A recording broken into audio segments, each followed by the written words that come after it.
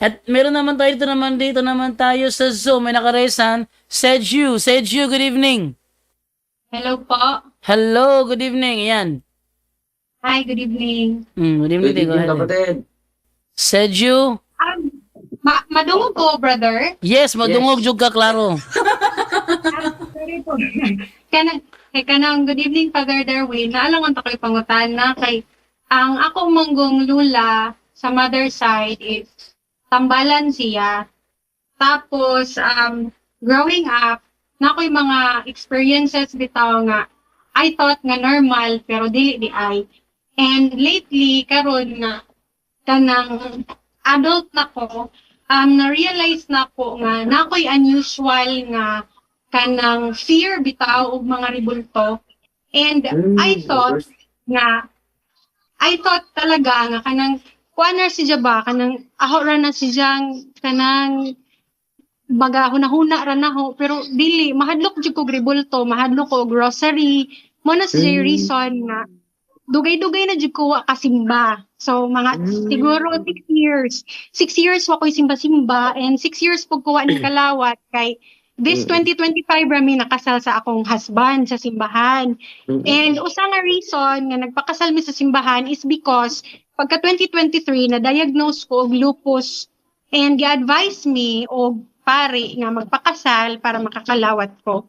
And I thought na after the wedding maging okay na tanan. Or mahuman na akong spiritual warfare but wala gihapon siya nawala.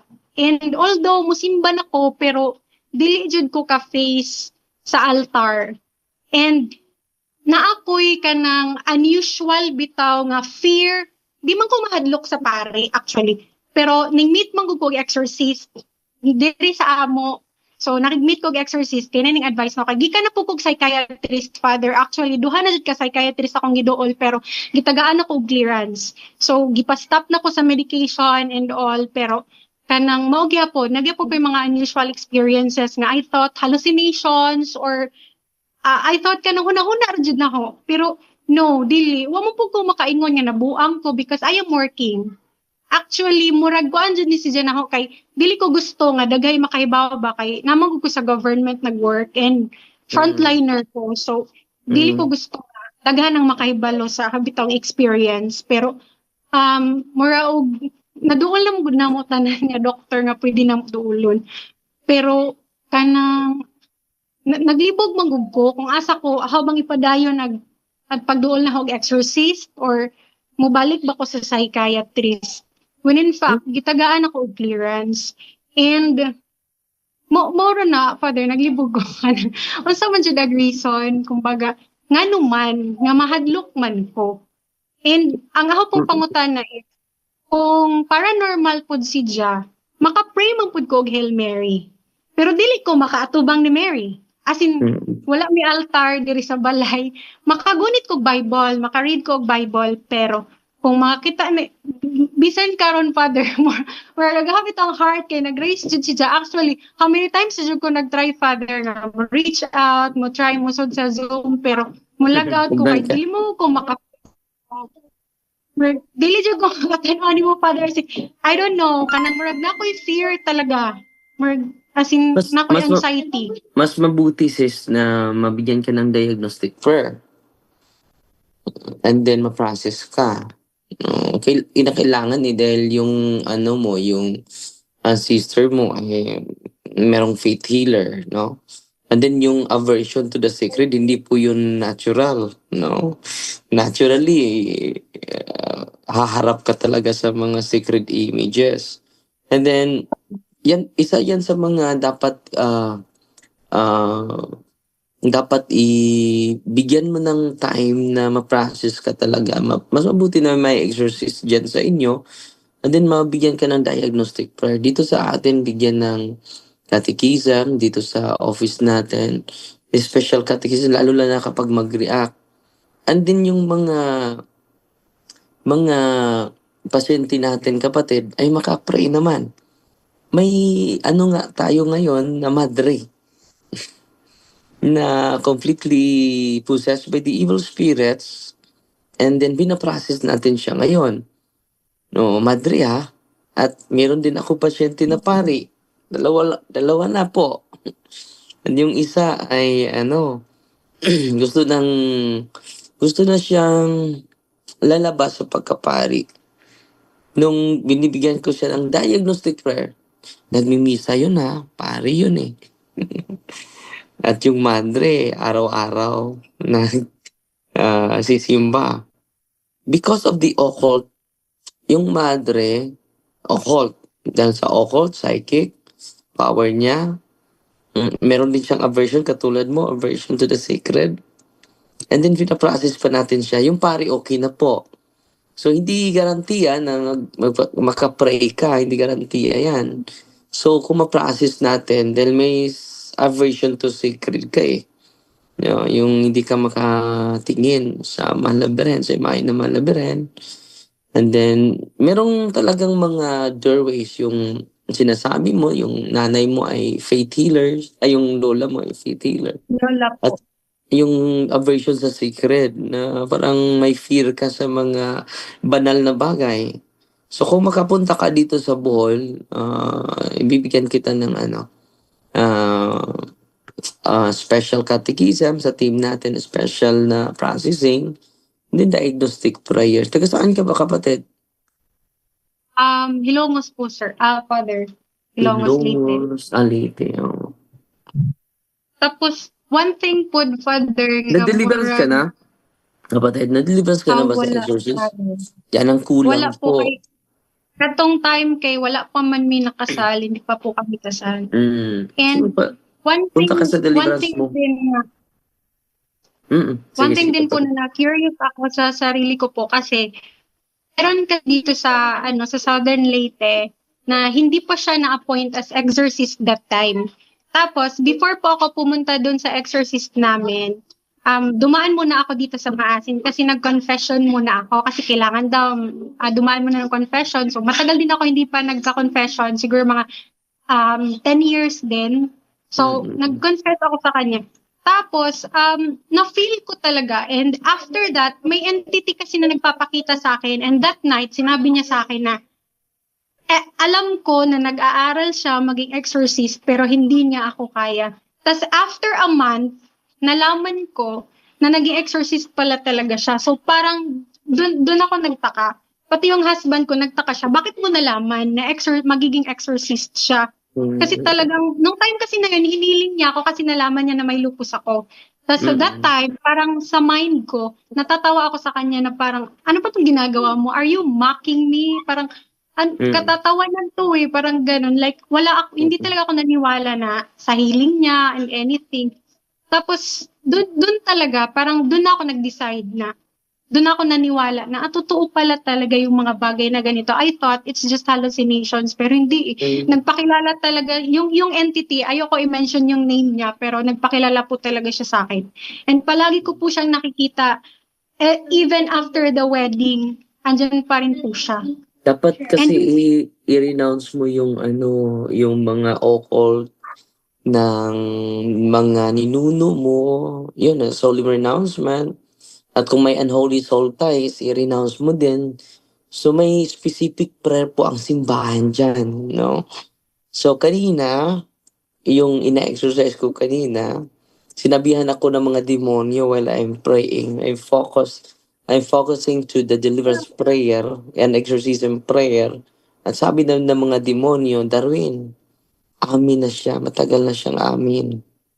Mamayang 8:00, mamaya, haharangin namin yung sasakyan mo. Libo-libo yung kasama namin. Papatayin ka namin kanina. And then, normal siya kausap. At, kailangan talaga mabigyan ka ng diagnostic prayer, processing, counseling, and then series of exorcism, kapatid. O diagnostic prayer muna. Kinakailangan mo yan. No? Ako nga, nag-deliverance nga ako eh. Before matulog, dahil yung prayer for protection ng simbahan, kinakailangan natin. Yung mga devotion natin, very powerful po yan. And then yung mga sacraments natin, very essential po yan. And then, posible, alam mo, yung pasyente natin kanina, ay 27 years na po siyang may asthma. 27 years na po siyang asthma. And then, binibigyan natin ng series of exorcism, deliverance, processing, and then counseling. Sa awa ng Diyos, kapatid, hindi na po siya wala na siyang gamot para asthma ngayon dahil nawala na po talaga yung sakit niya sa asthma. So, merong mga oppression, yung mga physical illness na dala yung mga unclean spirits galing sa mga ninuno natin. At sabi niya, Father, dumudubli na yung lakas ko compare nung una. Nung una ko pang pagpunta dito, matamlay, namumutla. Pero ngayon, hindi na po. No? Merong, hindi pa siya completely na liberated, pero yung healing, nandun na. No? Pero ang pinaka-importante na nakita ko sa kanya, yung conversion niya. Yung healing, secondary lang po yun. Yung casting out the unclean spirit, secondary lang po yun. Pero yung dumudubli na yung pananampalataya niya, Father, nung una ay grabe yung takot ko. Grabe yung anxiety ko. Hindi ko kaya mag-isa. Pero ngayon, Father, I am completely transformed. Pero nandun pa yung mga demonyo. Kanina, in-exercise ko nandun pa. Papatayin niya ako eh. So, alas 8 daw niya ako papatayin. Alas 8 na ngayon.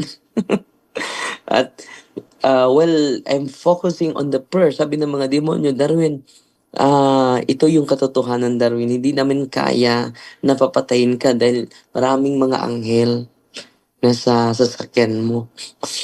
Yun po. And patuloy lang ako nagdasal hanggang na balik siya sa consciousness niya. At sinabihan ko siya sa buong pangyayari. Ano yung sinabi ng mga demonyo sa akin, Father? Papatayin mo daw ako. Papatayin daw nila ako. So, ganun. Yan ang sinabi nila. So, yung spirit of incubus yung sa kanya. And then, hindi natin alam yung sa'yo. Malalaman na natin yan. Tumabigyan ka ng catechism and then simple prayer of deliverance. Dahil, while nakikinig ako sa'yo, suspect ako sa'yo na either obsession, either oppression, or possession. Malalaman lang natin yan during prayer po. Mas mabuti na makalapit ka sa exorcist dahil kasal ka na ngayon. Kapatid? Thank you po, Father. Dublihin mo yung sikap, kapatid, na makalapit ka sa exorcist dahil makatulong talaga yung mga exorcist sa'yo. Walang ibang makarelate sa'yo. Yung exorcist lang. And then yung Yun nga iba, talaga. Yun nga i-label din ka po na, yung problema ko, Father, kasi every time na nagpaplano po kami na bumalik dun sa exorcist na nilapitan namin, nagkakasakit po ako. Kasi nga po may lupus ako, hindi ako makalakad. Minsan po, Okay, hindi talaga. okay magpadala doon. Dahil after deliverance, lalakad ka muli. Yan ang gagawin nila. Yan talaga yung gagawin nila. Example, kapatid, yung isa, dinala nila dun sa hospital. Hindi na makalakad. Hindi na din makagalaw. Hindi na makalakad, hindi makagalaw. So, lang din na sa office. Nung nagsagawa lang tayo ng diagnostic prayer, ang daming demonyo. After exorcism, mga kapatid, dahil after deliverance, dahil nagsagawa tayo ng diagnostic prayer, grabe, kapatid. After deliverance, alam mo, lumakad. Lumulundag pa. Na-amaze niya kami lahat dahil kinarga sa ambulansya. Sinakay sa ambulansya. Yung, sinakay siya. And then, binuhat siya ng mga nurse. Pinadala dun sa office after deliverance. Lumakad. No? At during diagnostic prayer, kapatid, ang daming demonyo sa kanyang katawan. Na-amaze yung, dahil ilang linggo na siya hindi makatayo. Dahil pinalo nila, idalhin dito sa office. Yun ang nangyari sa kanya, hindi na siya makatayo. So, hindi na lang sa hospital. Hindi pa rin nakatayo sa hospital. So, hindi na lang nila sa office.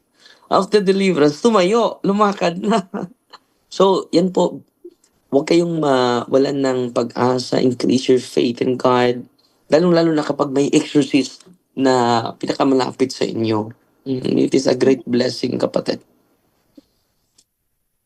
Huwag kayong magpadala sa sa oppression nila, sa taktika ng demonyo. Just increase your faith, no? Yan lang ang sa'yo, lalo na kapag, alam nyo kapatid, mayroon kaming pasyente na 15 years na siya, nahirapan siya sa paghinga niya. Kapag mag-travel siya, nagdadala siya ng oxygen lagi. Naka-wheelchair na siya. 15 years. 5 million yung gasto nila sa hospital. At nung in-exercise natin, daming demonyo. Ngayon, hindi na nag-wheelchair, wala ng oxygen. And then, umiiyak ang buong pamilya sa harapan natin dahil completely liberated sila sa demonyo and then completely healed din yung nanay niya. Pero ang malaking milagro na converted po silang lahat. Taga Minglanilla, Cebu, kapatid. So, lalo-lalo na kapag magplano kayo and then magkasakit kayo, it is an oppression. Huwag kayong magpatinag doon. Kahit nga po yung kasal ko, Father, muntikan po hindi natuloy kasi po nagkasakit po. Mm. Yun talaga Pero- yung normal nila na paraan. So, Pero kailangan pinost siya po pa rin. it's good. Ganun din sa pagpunta mo sa, lalo na kapag may na kayo, may schedule na kayo for solid exorcism, doon. Meron kami mga pasyente na sumasakay sila ng auto nila. And then, grabe yung fog. At sila, bakit yung ibang mga sasakyan, kahit motor, dinaanan lang sila, auto sila, sumasakay sila ng auto. Sila lang may fog, yung mga ibang sasakyan, ang tulin sa pagmaniho. Sila ang hina, ang hinay kay sila nagdagan. Dahil sakit. Ang bagal nilang nagda-drive. Dahil may fog eh. Pero ang totoo, wala namang fog. Deception lang sa demonyo ang nangyari. At meron din akong kasama, CFD na kaibigan. Sabi niya, Father, may occult ako, Father. Isurrender ko ito bukas sa'yo. Nandyan ka ba sa, Father? Nandyan ka ba sa kumbento? Yes, nandito lang ako, bro, bukas.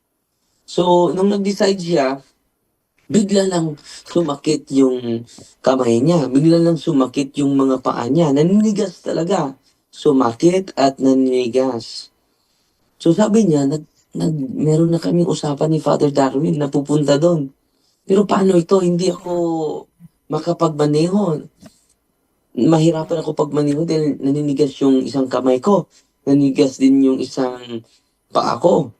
Pero hindi siya nagpatinag, kapatid. Matuloy pa rin siya nag-travel. Dahan-dahan lang siya nagda-drive. Namangha siya, kapatid, dahil pagdating niya sa kumbento, sa gate mismo, alam mo anong nangyari? Lahat ng sakit ng kamay niya, paninigas ng kamay niya at sa kanyang paa, completely nawala, kapatid. Completely nawala, kapatid. So, huwag kang magpatinag dyan, ha? Kung may exorcist, the best. Go to your diocesan exorcist, kapatid. Bro, Okay na ba yun, te? Okay na ba yun? Sister, see you. God bless, kapatid. Okay. Salamat, Ma'am Sergio.